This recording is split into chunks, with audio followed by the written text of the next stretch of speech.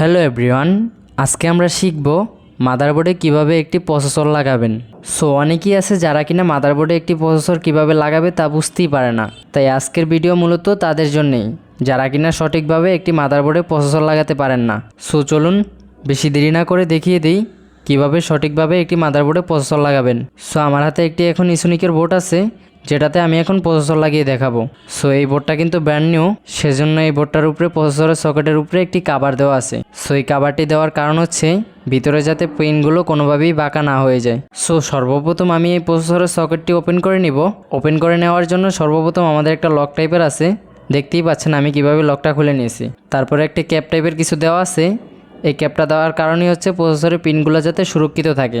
So প্রসেসরের সকেটের এই পিনগুলো কিন্তু খুবই সূক্ষ্ম হয়ে থাকে, ভুলেও এটাতে শক্ত কোনো ধাতুর স্পর্শ করাবেন না, না হলে যে কোনো একটি পিন বাঁকা হয়ে গেলে মাদারবোর্ডের নো ডিসপ্লে হয়ে যাওয়ার সম্ভাবনা থাকে।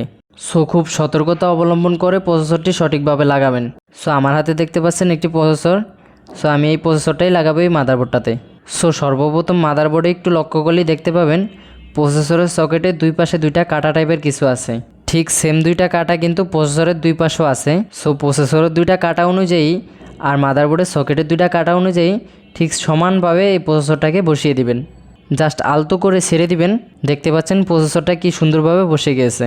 সো এখন প্রসেসরের সকেটটাকে আটকানোর জন্য উপরের লকটাকে টান দিয়ে নিচনে ফেলে দিবেন। দেওয়ার পরে একটু ব্যাক সাইডে টান দিবেন, এই যে দেখতে পাচ্ছেন। এখন সামনের দিকে একটু টান দিয়ে হালকা একটু চাপ দিয়ে তারপরে এখানে লকটাতে বসিয়ে দিবেন। তো দেখতে পাচ্ছেন কত সহজেই একটি প্রসেসর লাগিয়ে ফেললাম।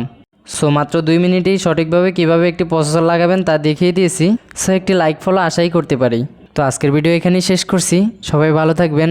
আল্লাহ হাফেজ।